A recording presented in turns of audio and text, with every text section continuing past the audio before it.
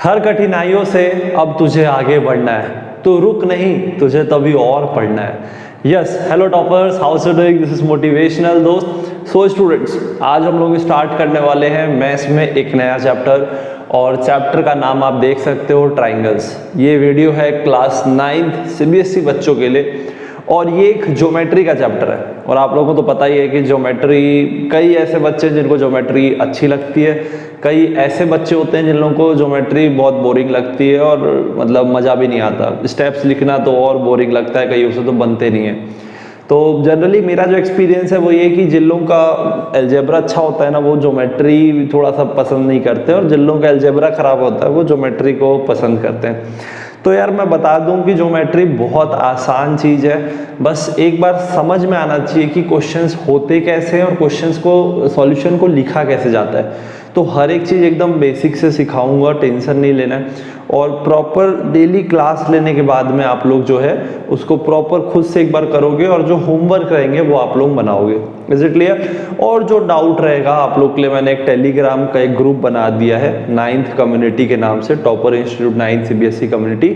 उसमें आप लोग, लिंक डिस्क्रिप्शन में मिलेगा, उसमें आप ज्वाइन कर लेना, आप अपने डाउट्स पूछ सकते हो। Is it clear? चलो, ये काम अच्छा हो गया।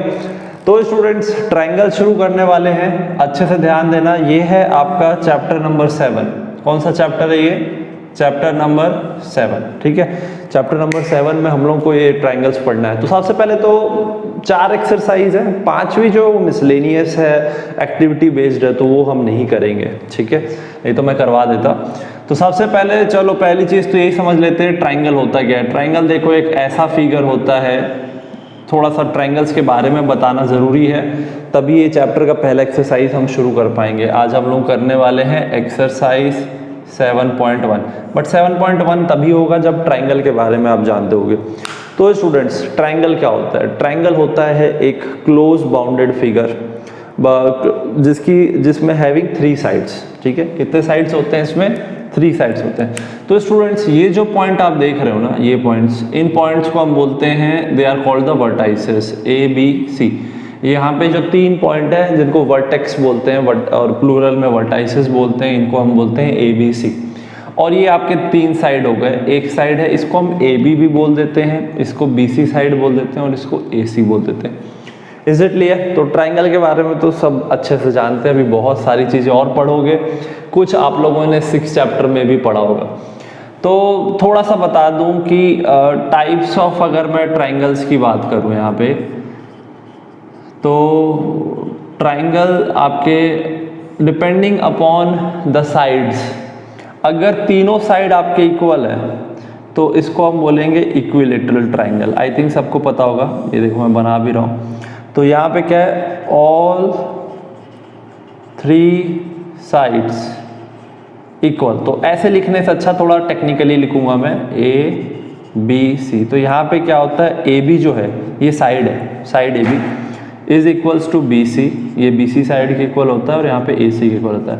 जब तीनों साइड्स इक्वल होते हैं स्टूडेंट्स, तो इसको हम बोलते हैं इक्विलेटरल ट्रायंगल। क्या बोलते हैं इसको हम लोग? EQUILATERAL, equilateral triangle.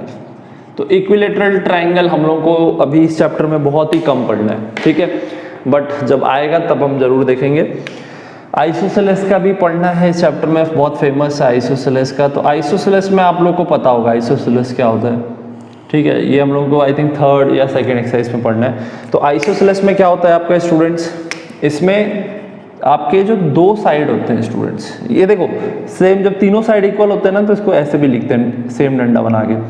तो एक बात और बता दूं, इसमें जो तीनों एंगल हैं वो आपके 60-60 डिग्री होते हैं।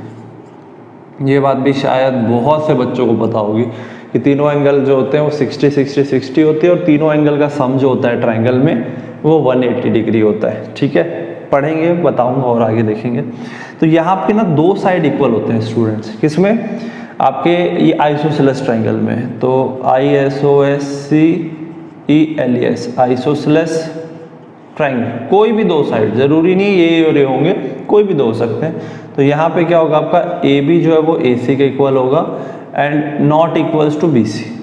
BC आपका मान लो इक्वल नहीं है, ये और 2 इक्वल है। Is it clear? और एक होता है आपका तीसरा जो हम लोग को लास्ट वाले एक्सरसाइज में पढ़ना है, वो है ये स्केलन ट्राइंगल। तो स्केलन ट्राइंगल में क्या होता है, स्केलन ट्राइंगल, इसमें आपका तीनों साइड अलग अलग होता है, ठीक है। तो दैट मीन्स कोई भी साइड इक्वल नहीं होता। तो that means here A B is not equals to B C is not equals to A C. So this is the condition for scalene triangle. समझ में आ गया सबको? बड़ा ही सिंपल सा फंडा है कि आपके जो टाइप्स ऑफ ट्राइंगल क्या होते हैं, ये 3 टाइप के ट्राइंगल्स होते हैं। वैसे और भी क्लासिफिकेशन होता है, एक्यूट एंगल, ऑब्ट्यूज एंगल, जो हम लोगों ने पिछले चैप्टर में पढ़ा था, ठीक है। तो आप लोग पिछले चैप्टर की वीडियो ज़रूर देखना, उसमें हम लोगों ने और भी second type of classification of triangle का डिस्कशन किया है। Is it clear? तो ये चीज़ हमको पढ़नी है, तीनों ट्राइंगल्स के बारे में आपको पता होना चाहिए, इतना सफिशियंट है इस चैप्टर को करने के लिए। बाकी जो जो थ्योरम्स आपके काम आएंगी वो जैसे जैसे चैप्टर बढ़ेगा वैसे वैसे मैं करवाऊंगा। तो स्टूडेंट्स अब आ जाते हैं चैप्टर में। तो ये तो बेसिक कॉन्सेप्ट्स हैं जो आप लोगों को पता होना चाहिए, ठीक है। तो स्टूडेंट्स जो भी मैं बोर्ड वर्क करता हूँ आप लोग उसको प्लीज़ लिखा करो, ठीक है, बहुत इंपॉर्टेंट। देखो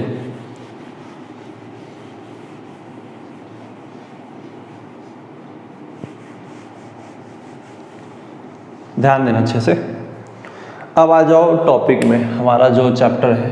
तो फर्स्ट एक्सरसाइज में जो आपको बेसिकली पढ़ना है वो पढ़ना है कॉन्ग्रुएंसी ऑफ ट्राइंगल्स।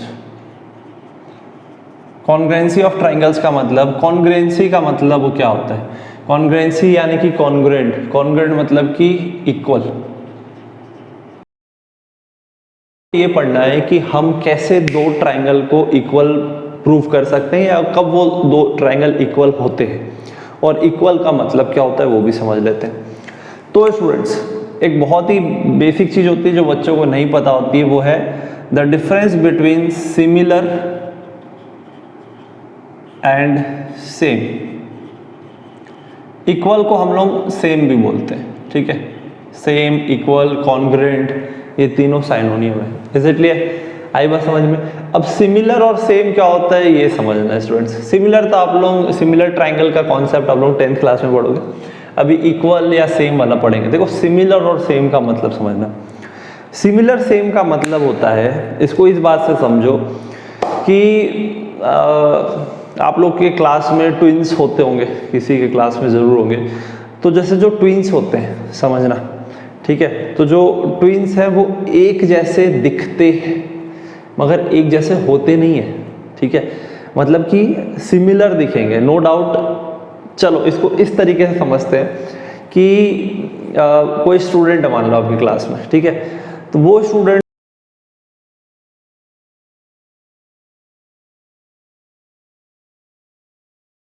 दोनों का वेट सेम होता है, दोनों या तो दोनों एक जैसे पतले होते हैं, एक जैसे मोटे होते हैं, दोनों का हेयर स्टाइल एक जैसा होता होगा।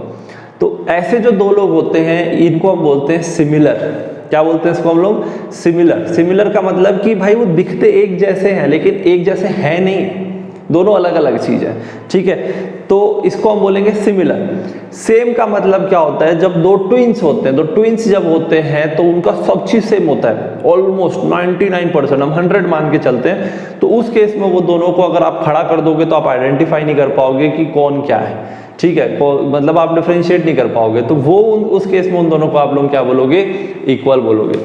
अब देखो मैथ्स में क्या होता है। मैथ्स में देखो अगर मैं ये बोलूँ, समझना, एक सर्कल मैंने ये लिया, इसका कुछ ना कुछ एक रेडियस है, एक मैंने एक छोटा सर्कल लिया। स्टूडेंट्स अगर इन दोनों की बात करें तो ये दोनों सर्कल है, and if they are circle that means दोनों एक जैसे दिख रहे हैं, सर्कल जैसे दिख रहे हैं, तो इनको हम बोलेंगे सिमिलर। क्या बोलेंगे इनको हम? सिमिलर। सिमिलर का मतलब है एक जैसे दिखते हैं लेकिन होते नहीं है, ठीक है। एक जैसे दिखेंगे लेकिन इक्वल नहीं होंगे दोनों। कहने का मतलब कि अगर मैं इसको इसके ऊपर रखूंगा तो ये एकदम इसके ओवरलैप नहीं करेगा, ये बड़ा है और ये छोटा है, सब जानते हैं। जैसे कि अगर मान लो मैं इक्विलेटरल ट्राइंगल बनाया, एक ऐसा वाला और एक मैंने बनाया छोटा वाला, तो यार ये भी इक्विलेटरल है, ये भी इक्विलेटरल है, लेकिन दोनों इक्वल नहीं है, ये छोटा है बड़ा है, तो ये सिमिलर है, ये भी सिमिलर है। इक्वल का मतलब क्या होता है? इक्वल का मतलब होता है कि ये एक सर्कल लिए, इसका जो रेडियस है सेम रेडियस आपका इसका भी होगा। ये देखो इसको बोल सकते हो आप लोग इक्वल। इक्वल मतलब कि दोनों सर्कल भी है और दोनों का रेडियस भी क्या है यहाँ पे इक्वल है। सो ये आपके इक्वल है। या फिर आप इक्विलेटरल ट्राइंगल बना रहे हो, ठीक है, और ये भी आपका इक्विलेटरल ट्राइंगल है। ये दोनों क्या है आपके इक्वल है। इक्वल का मतलब कि अगर मैं एक को उठा के दूसरे के ऊपर रखूंगा तो वो उसको एज इट इज ओवरलैप कर लेगा, ठीक है। तो इनको हम बोलते हैं इक्वल, ओके। और इनको या इक्वल बोल लो या फिर सेम बोल लो, और इनको हम बोलते हैं सिमिलर। क्या बोलते हैं इसको हम लोग? सिमिलर। तो अपने को क्या पढ़ना है? अपने को पढ़ना है कि दो ट्राइंगल को एकदम इक्वल वो है कि नहीं, ये अपने को बताना है, और है तो कौन सी क्राइटेरिया से वो इक्वल है ये अपने को बताना है। Is it clear? आई बात समझ में सबको? बड़ा ही सिंपल सा फंडा है स्टूडेंट्स, ठीक है। तो फर्स्ट एक्सरसाइज में हम यही पढ़ेंगे कि we will see that whether the given two triangles are congruent या फिर इक्वल या फिर सेम है कि नहीं। तो अब ये बताना के लिए कि भाई वो दोनों कॉन्ग्रुएंट, कोई भी दो ट्राइंगल कॉन्ग्रुएंट हैं कि नहीं, मैं कॉन्ग्रुएंट वर्ड यूज करूंगा। आप लोगों को 5 कॉन्ग्रुएंसी क्राइटेरिया पढ़ने पड़ेंगे, यानी कि आप 5 तरीकों से बता सकते हो कि कोई भी दो ट्राइंगल कॉन्ग्रुएंट है कि नहीं। वो 5 कॉन्ग्रुएंसी क्राइटेरिया होता क्या है? Let's try to understand that. Okay, so ये अब आपका मेन टॉपिक आ गया, कॉन्ग्रुएंसी ऑफ ट्राइंगल। पॉज करके नोट कर लेना, ठीक है, बच्चों को थोड़ा डाउट होता है इसमें। तो इस एक्सरसाइज का सबसे इंपॉर्टेंट टॉपिक है दैट इज 5 कॉन्ग्रुएंसी क्राइटेरिया। तो चलो भाई शुरू करते हैं फिर। ओके स्टूडेंट्स, सबसे पहला students let me tell you 3 congruency criteria आपके बुक में अभी फर्स्ट एक्सरसाइज में दिया है, 2 थर्ड वाली एक्सरसाइज में दिया है। मैं 5 को एक साथ करवा दे रहा हूँ। तो जब थर्ड एक्सरसाइज शुरू करूँगा तो मैं डायरेक्ट न्यूमेरिकल शुरू करूँगा, तो प्लीज़ अच्छे से देख लेना, ठीक है। तो सबसे पहला, हो सकता है आपके बुक में ऊपर नीचे दिया हो, मैं अपने हिसाब से करवा रहा हूँ। तो सबसे पहला जो है ये है SSS, ठीक है। बच्चों का कंफ्यूज बहुत होते हैं बच्चे, प्लीज़ अच्छे से समझना, ठीक है। इसको बोलते हैं SSS कॉन्ग्रुएंसी क्राइटेरिया, ठीक है, CC कॉन्ग्रुएंसी क्राइटेरिया। SSS का मतलब क्या होता है? नाम से ही पता लग रहा है कि साइड साइड साइड, ठीक है। आई बात समझ में? क्या होता है ये SSS का मतलब? साइड साइड और साइड। SSS मतलब कि साइड साइड साइड। कहने का मतलब अगर आपको कोई भी दो ट्राइंगल, मैं थोड़ा सा इस टाइप का बनाऊंगा कि आप लोगों को समझ में आए। मान लो एक ये ट्राइंगल दिया है, चलो थोड़ा सा अच्छे से बनाते हैं। मान लो ये एक ट्राइंगल दिया है और ये दोनों ट्राइंगल दिए, और आपको मान लो इन दोनों ट्राइंगल में इनका नेमिंग कर देता हूँ। ये ABC है और ये है PQR, ठीक है।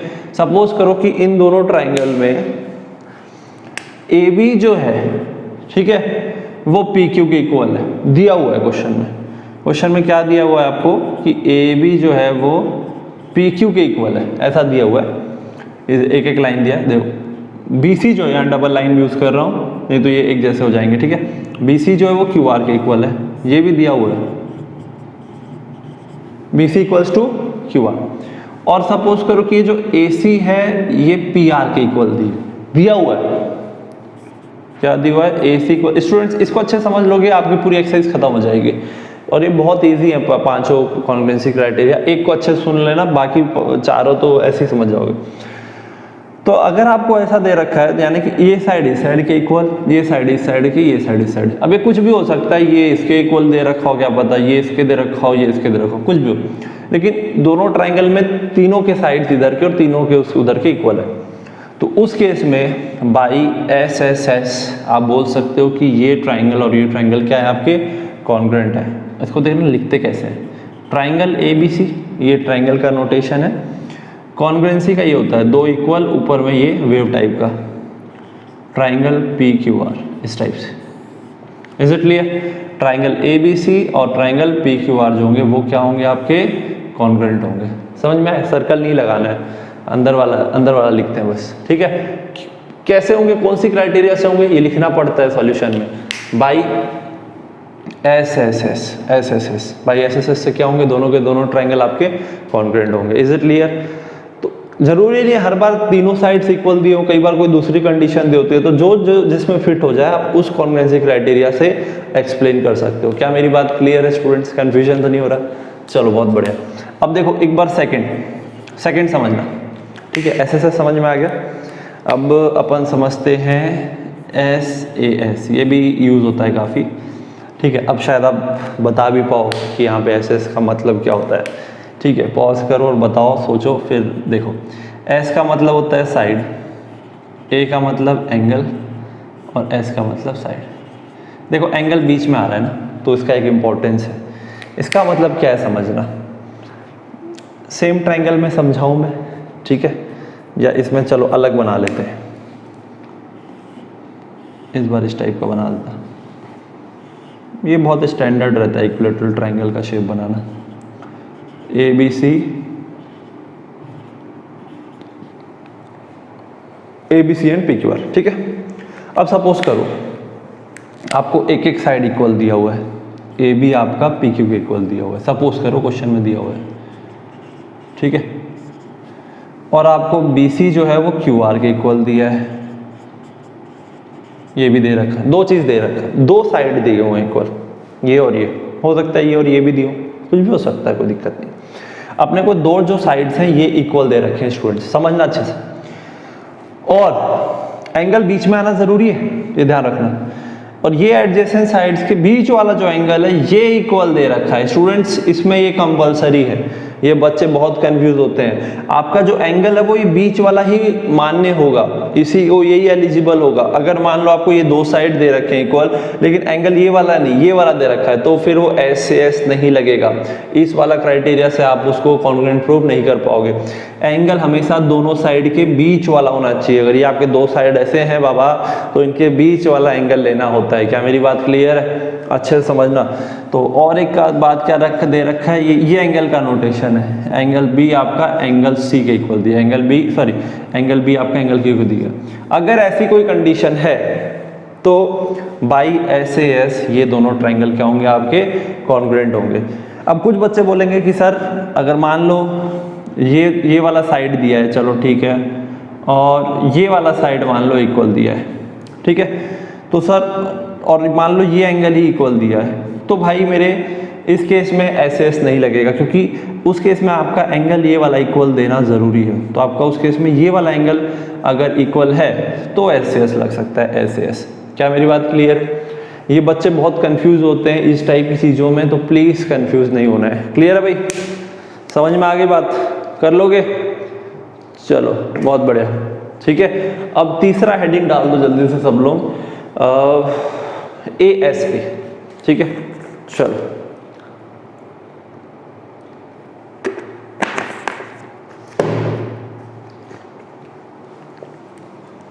तीसरा क्या है स्टूडेंट्स? ASA। अब आप लोग एक्सपर्ट हो गए होंगे, अब समझ में आ गया होगा आप लोगों को।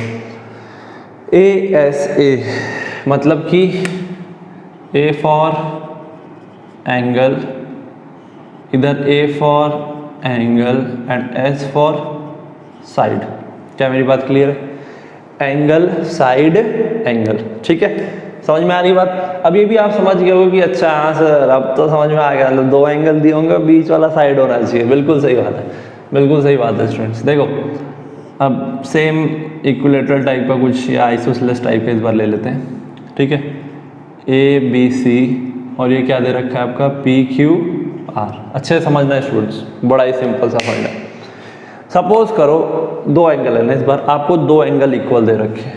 एक आपका एंगल B एंगल Q के इक्वल दिया है, मान लो, लिख देता हूँ मैं। एंगल B आपको दे रखा है मान लो क्वेश्चन में एंगल Q के इक्वल, ठीक है। और मान लो आपको एंगल C इक्वल दिया हुआ है, तो इसको मैं डबल एंगल ऐसे बनाऊंगा, ठीक है, ऐसे।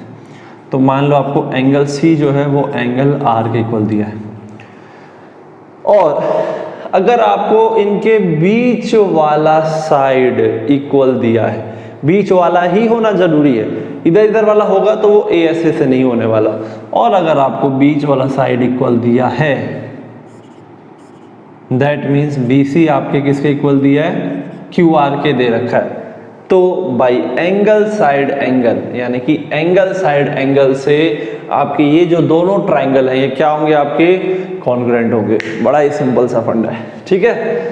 चलो आई होप यहाँ ज़्यादा बताने की ज़रूरत नहीं, आप समझ गए होंगे, ठीक है।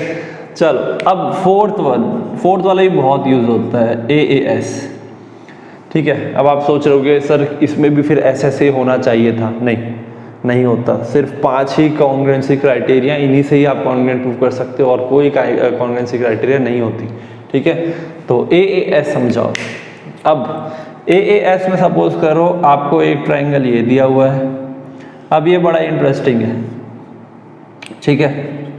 यहाँ मेरी एक बात सुनना, बहुत ही इंपॉर्टेंट बात बताऊंगा पी की बार।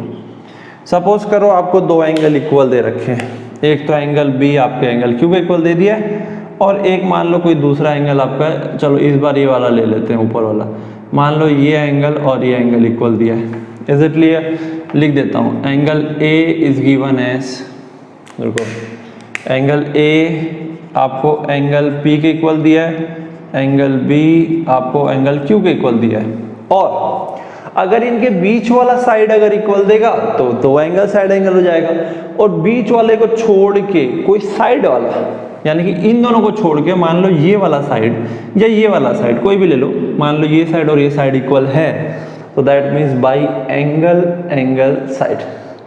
अगर साइड बीच में आता तो एंगल साइड एंगल होता, और अगर यहाँ रहे तो angle side, both the triangle will be congruent.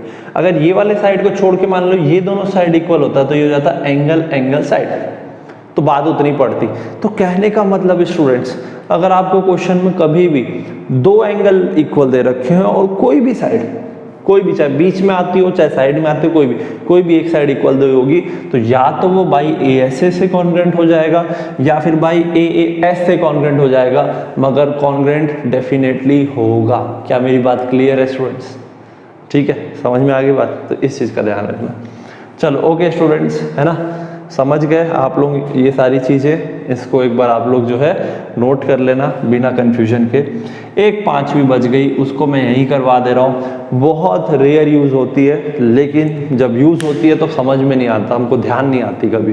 तो ये है आपकी RHS। क्या है बेटा? ये है RHS। अब कुछ बच्चे बोलेंगे RHS का मतलब सर ये हो गया राइट हैंड साइड।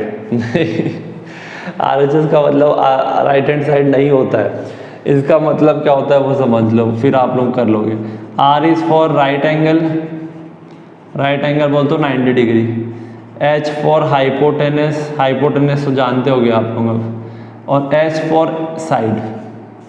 तो कहने का मतलब ये वाला जो थ्योरम है ये सिर्फ और सिर्फ उन राइट एंगल ट्राइंगल में ही लग सकता है, और किसी में नहीं लग सकता।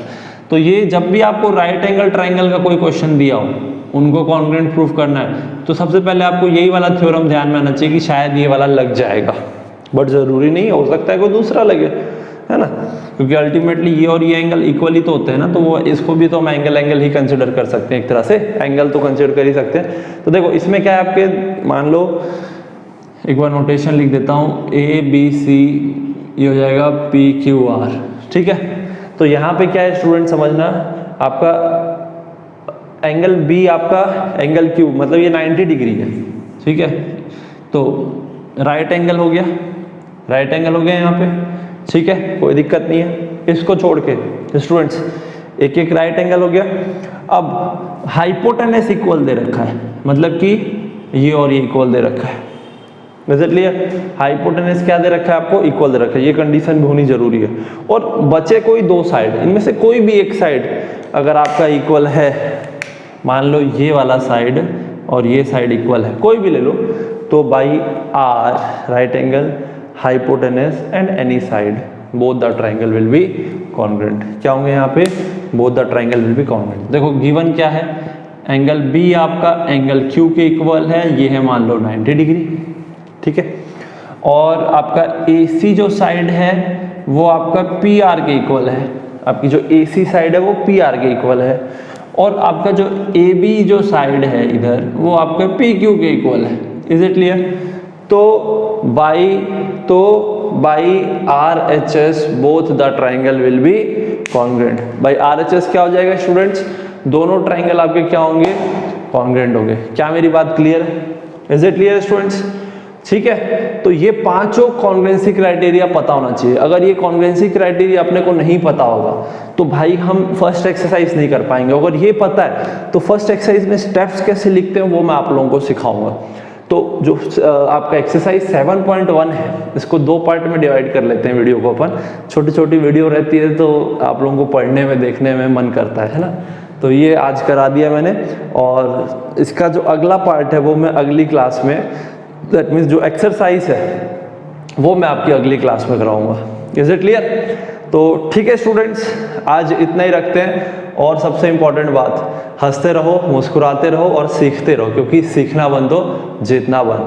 सो that's all for today. See you motivational दोस्त in the next class. Till then stay motivated and keep learning, keep loving, keep doing whatever you love to do. Bye, take care and most important, जय Mahakal. Okay, bye.